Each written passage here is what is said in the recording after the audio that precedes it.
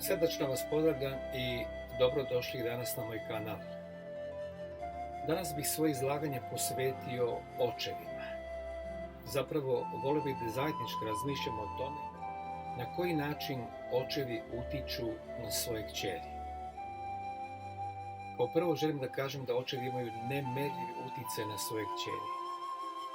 Većina psihologa veruje da na sve buduće romantične veze utiče pozitivno ili negativno način na koji djevojčica u godinama djetinjstva komunicira sa svojim ocem.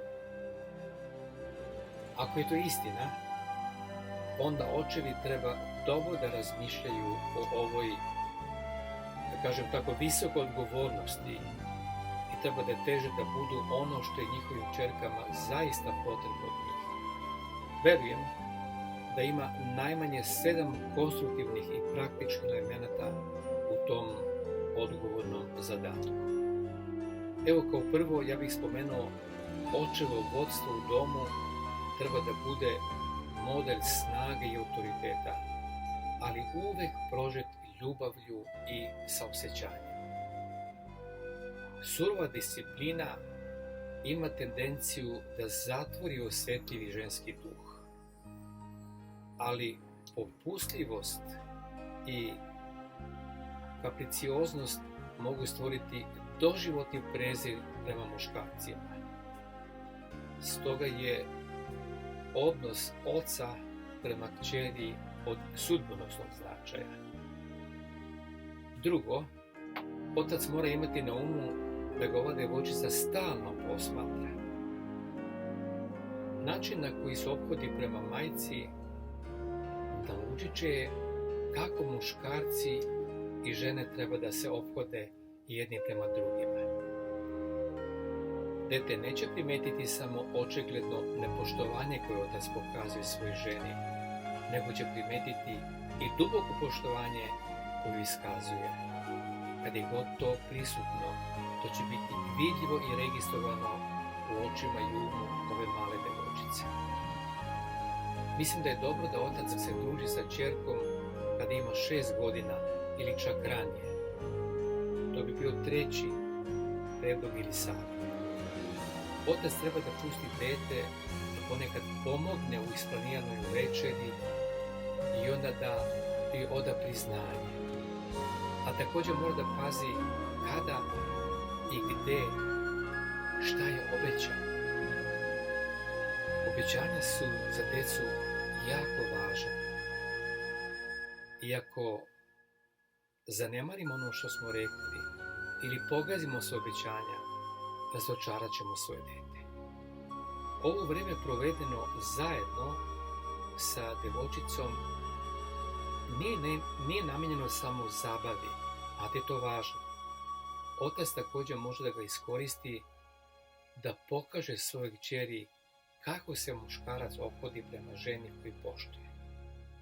Može svojoj djevojčici da otvori vrata, da ju postavi stolicu i da je pažljivo sluša dok govori. Kasnije, kada postane tinejdžerka, znaće šta da očekuje ili će insistirati na tome. Kada postane punoletna, da traži upravo takve oblike ponašanja u budućem supružniku. Dakle, očevo ponašanje i prema majci i prema djevojčici je od sudbonosnog značaja za pravilan razvoj djevojčice i za njeno pravilno razumevanje kako očevi postupaju sa kćerima i kako bi trebalo da muškarac postupa sa ženom. Četvrto, otac uvek treba da traži načine da izgradi samopouzdanje kod svoje djevojčice. Ako ona veruje i misli da je lepa i posebna, bit će sklona da sebe gleda na taj način. A otac će razumnim, umerenim pohvalama potvrditi to. Zapravo, on drži ključ njenog samoprihvata. Peto, otac treba da drži otvorene linije komunikacije tokom celog detinjstva i odrastanja. To će joj pomoći da od oca traži savjet kada joj potreba, da ga vidi kao nekoga kome se ćerka može uvijek obratiti kada joj je potreban savjet. A treba će joj dosta savjeta pre nego što odraste. 6. Bog je oblikovao muškarce kao posrednike i zaštitnike svojih porodica. Kćeri bi trebalo tako da ih doživljavaju. Tata je često heroj svoje devojčice i divno je kada se takve veze razvijaju. 7. Otac mora biti duhovni vođa svoje porodice. U njegovom odnosu i životu trebalo bi da budu jasno prisutne i ispoljene njegova posvećenost Isusu Hristu i principima Svetoga pisma.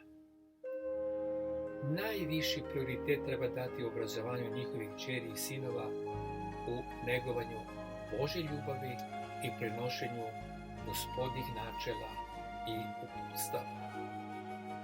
Podizanje i odgajanje devojčica nije laka odgovornost, zar ne? Ali oni očevi koji tu odgovornost obavljaju kako treba i na najbolji mogući način mogu da se oslone na saznanje da su svojim primjerom pružili svojim ćerkama najbolju priliku da vide kako izgleda uspješan brak ako odluče da se venčaju. Pa očevima želim vam puno mudrosti, strpljenja, umešnosti i Božje vodstvo u vašoj vaspitnoj očinskoj ulozi. Do sljedećeg viđenja.